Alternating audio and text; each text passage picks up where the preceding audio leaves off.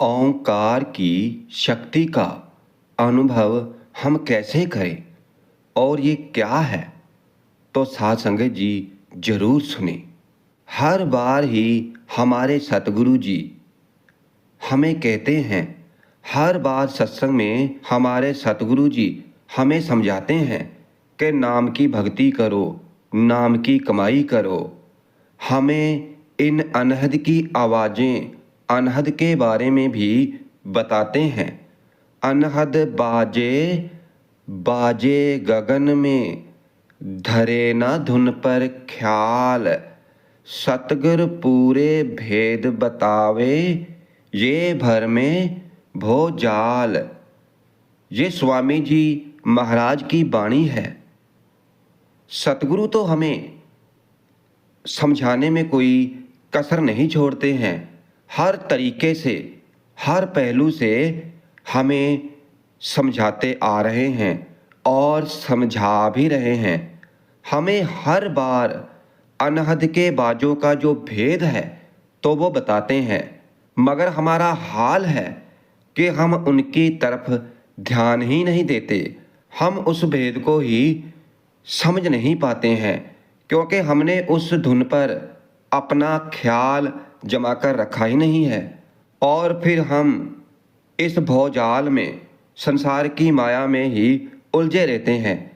जैसे अनहद के बाजों के बारे में हमें बता रहे हैं, धुन पर ख्याल जमाने के लिए कह रहे हैं, और फिर यहाँ तक पहुँचने के लिए जो दूसरा रूहानी मंडल है ओंकार, तो इसको हमें सही तरह से जानना होगा। अब हम सभी ने ओम शब्द तो सुना ही है, और सदियों से ही संत महात्मा ओम का जाप ही तो कर रहे हैं और आज भी करते हैं। और जहाँ तक कि संत महात्मा हमसे कहते भी हैं कि कुछ नहीं तो ओम का जाप ही कर लिया करें, आँखों को बंद किया करें और ओम के साथ अपने ख्याल को जोड़ लो। और फिर यहाँ पर किसी गुरु के स्वरूप को देखने की जरूरत नहीं है। हर जीव आत्मा अपने इष्ट को देखती है, चाहे उसे मूर्ति रूप में, साकार रूप में। अगर गुरु को परमात्मा समझती है तो, और फिर ओम का जाप करना शुरू कर देती है। और हमारे में से ही कई लोग ऐसे भी हैं कि जो ओम के साथ साथ अपने ख्याल को, जहाँ ओम की धुन को एक साथ सुर और ताल की तरह बिठाने की कोशिश करते हैं। और जो दूसरा मंडल है, रूहानी मंडल है, तो उसे त्रिकुटी कहते हैं और उसका धनी है ओंकार।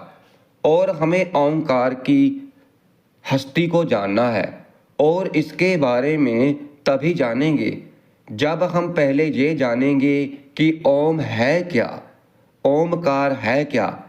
जैसे हमने बताया कि लोग ओम का जाप तो करते हैं, ये पहले से ही करते आ रहे हैं, और यहाँ पर तो ओमकार को जोड़ दिया गया है, यानी कि पूरा नाम ओमकार, और आप पूरा नाम जप रहे हैं। और अगर हमें इसका भेद पता चल जाए तो फिर तो नाम जपते हुए भी अंतर में सुख होगा, शांति होगी, और पूरा विश्वास भी होगा कि हम जो जप रहे हैं तो वो पूरा है। अब जैसे हम नाम का सिमरन करने के लिए बैठते हैं, जहाँ हम काफ़ी समय से नाम जपते आ रहे हैं, तो हमारा जो ख्याल है, जो पहला रूहानी मंडल जिसका नाम सहस्त्रदल कमल है, तो इस रूहानी मंडल से ऊपर चढ़ाई करना चाहिए। मतलब कि हमारे ख्याल को त्रिकुटी की तरफ बढ़ना चाहिए। और अगर वो ऊपर चढ़ाई करता है तो फिर तो हमें ओमकार का भेद पता चल ही जाता है।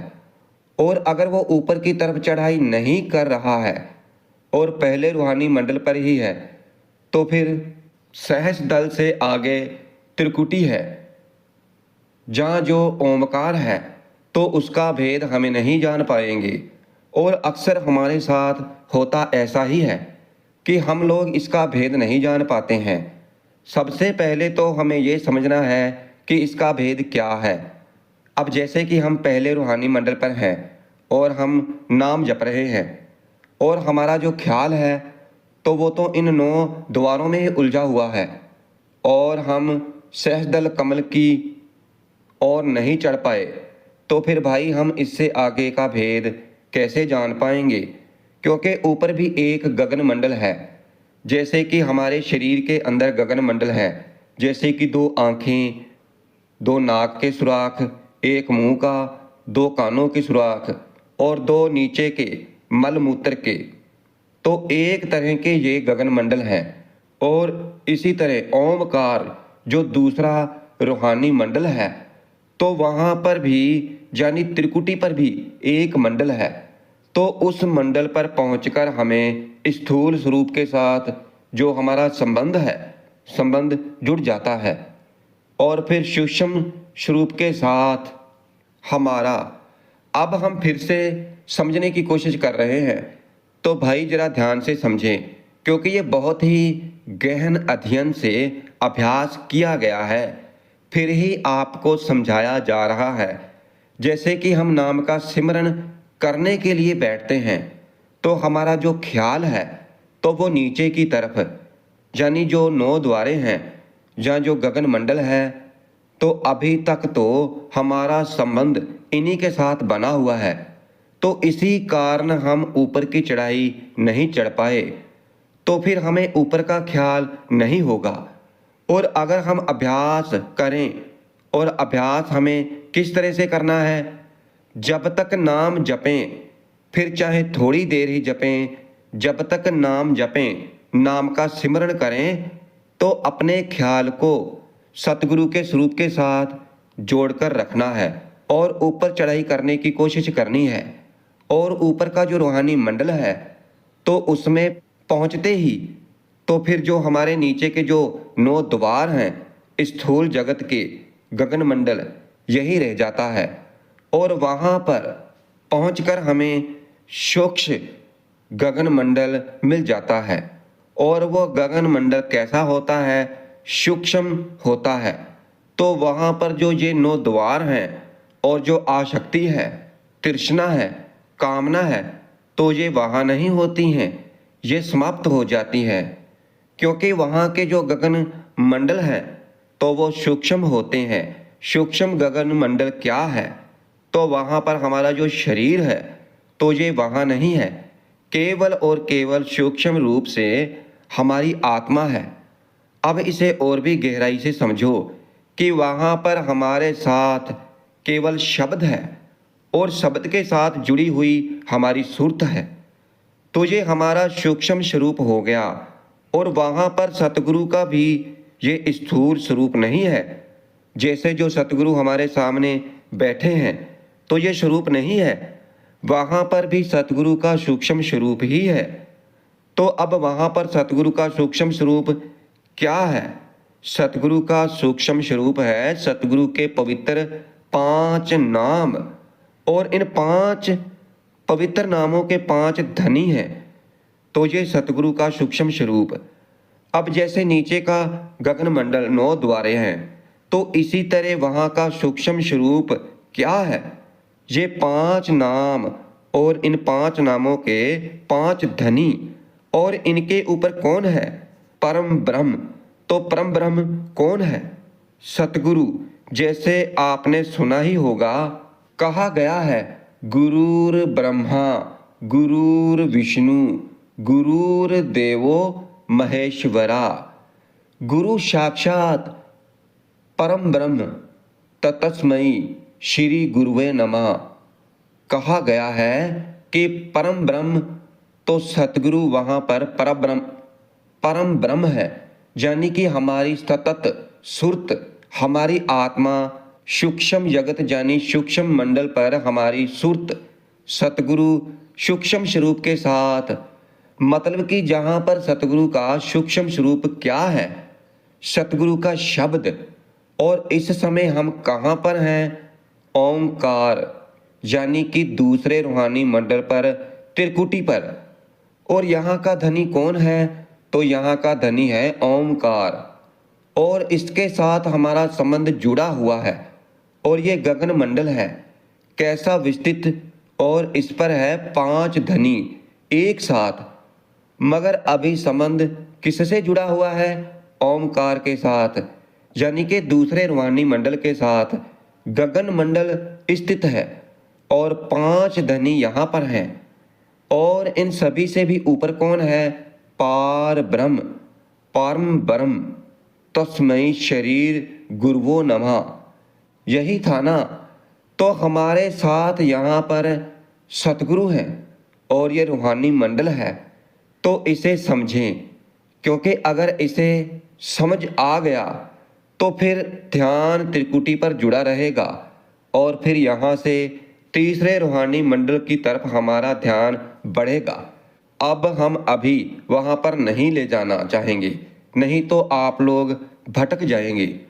और हम फिर से शुरुआत करते हैं कि किस तरह करना है। अब हम साधारण तौर पर नाम का सिमरन करते हैं, नाम जपते हैं। जैसे चाहे चलते फिरते नाम जपें, फिर चाहे बैठे बैठे नाम जपें, और फिर चाहे लेटे लेटे नाम जपें, और फिर चाहे सुबह अमृत वेले में उठकर आसन बिछाकर चौकड़ी लगाकर उस पर बैठकर नाम जपें। और हम नाम तो जपते हैं, नाम का सिमरन तो करते हैं, मगर जो हमारा ख्याल है तो वो तो इन 9 द्वारों में ही पड़ा रहता है।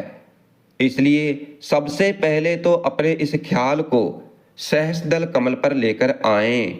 और इसे लाया जा सकता है और लोग लाते भी हैं, कोई मुश्किल कार्य नहीं है। और ये कैसे होता है? ये होता है सतगुरु से प्रेम से।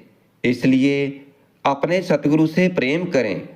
और सतगुरु से इतना प्रेम होना चाहिए, इतना प्रेम होना चाहिए कि हम जब आंखें बंद करें तो उसी क्षण सतगुरु का स्वरूप हमारे ध्यान में आ जाए। और हम ये बातें आपको हमेशा समझाते आ रहे हैं, क्योंकि हम सभी में सतगुरु से प्रेम का होना भी बहुत जरूरी है। और इस प्रेम की ही हमारे अंदर कमी है। हमारा सतगुरु से प्रेम नहीं है, उतना प्रेम नहीं है जितना होना चाहिए। क्योंकि भाई केवल सत्संग सुन लेना और सतगुरु की फोटो लगा लेना तो ये प्रेम नहीं है। प्रेम ऐसा होना चाहिए कि आंखें बंद करते ही अंदर जैसे बच्चों का ख्याल आ जाता है, पत्नी का ख्याल आ जाता है, अपने कारोबार का ख्याल आ जाता है, तो उसी तरह ही आंख बंद करें तो सतगुरु से प्रेम है। और सतगुरु से प्रेम के कारण आंखें गीली रहती हैं। तो ऐसा प्रेम होना चाहिए सतगुरु से। और अगर ऐसी अवस्था बन गई तो फिर पहले रूहानी मंडल सहस्त्रदल कमल है, तो यहाँ पर ध्यान तुरंत लग जाता है। कहने की बातें नहीं है, सत्य है। और ध्यान उन लोगों का नहीं लगता जो इन 9 द्वारों में ही उलझे रहते हैं, वरना बैठते ही ध्यान सतगुरु के स्वरूप के साथ जुड़ जाता है। और फिर पहले रूहानी मंडल पर जैसे ही ध्यान टिकता है तो फिर जो ये ओम निरंजन है, तो इसे 2 शक्ति समझें, जैसे शिव और शक्ति। इसी तरह ज्योत निरंजन 2 शक्तियां हैं। और हमारी आत्मा जब इसके साथ जुड़ जाती है, इन शक्ति के साथ जैसे ही जुड़ती है, दूसरे रूहानी मंडल की ओर हमारी सूरत को धकेल देती है। अब धकेलना इसलिए कहा गया है क्योंकि जितना समय सहस्त्रदल कमल पर जीव आत्मा रहेगी या रहती है, तो उतनी संभावना बनी रहती है कि ख्याल फिर से नीचे की तरफ आ जाएगा।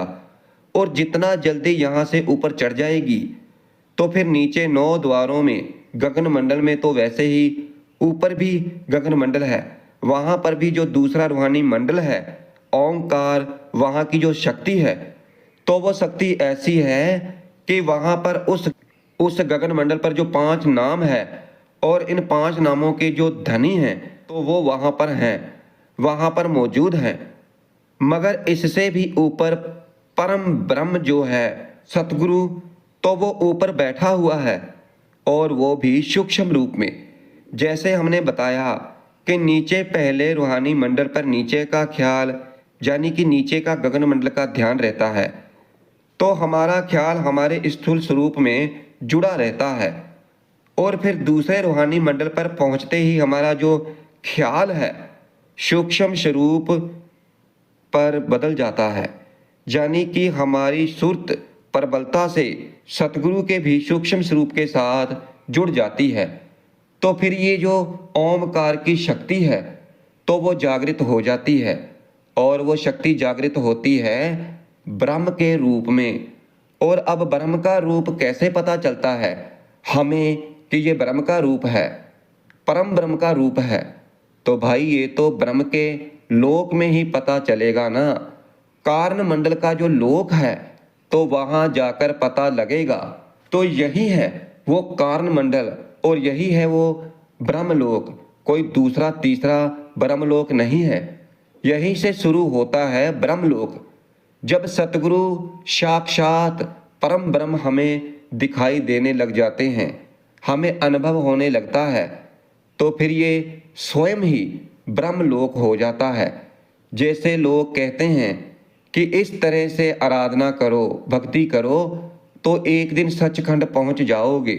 तो भाई सचखंड केवल पहले रूहानी मंडल यानी कि ज्योत निरंजन की शक्ति को पार करते ही हमारे लिए ब्रह्मलोक शुरू हो जाता है, क्योंकि हमारा स्थूल स्वरूप के साथ जो हमारे इस शरीर के साथ जो संबंध है तो वो खत्म हो जाता है। अब आप सोच विचार करके देखें, एक बार सभी से कहते हैं कि विचार करके तो देखो कि इस बात में सच्चाई है या नहीं। एक बार मन में ये दृढ़ विश्वास करो, प्रेम भक्ति के साथ, अहंकार से नहीं कि मेरा संबंध इस शरीर से नहीं है। तो फिर परिवार से संबंध कैसे होगा? और जब परिवार में संबंध नहीं है, विषयों की आसक्ति कैसे रहेगी? और फिर जब विषयों की शक्ति ना रही तो फिर इस जगत में कैसा मोह? अब देखो कि एक साथ सब कुछ खत्म हो गया, कुछ नहीं बचा, और बचा केवल और केवल शब्द, नाम। और ये शब्द ही तो परमात्मा है और परमात्मा ही ब्रह्म है। और अब ब्रह्म की अनुभूति इस मृत्यु लोक पर तो संभव नहीं है, क्योंकि इसके लिए तो हमें ये ओमकार की शक्ति तो इसका अनुभव तो करना ही होगा। तो भाई इस लोक में ऊपर लोक पर जाने के लिए हमें कोई सीढ़ी या लिफ्ट की जरूरत नहीं है।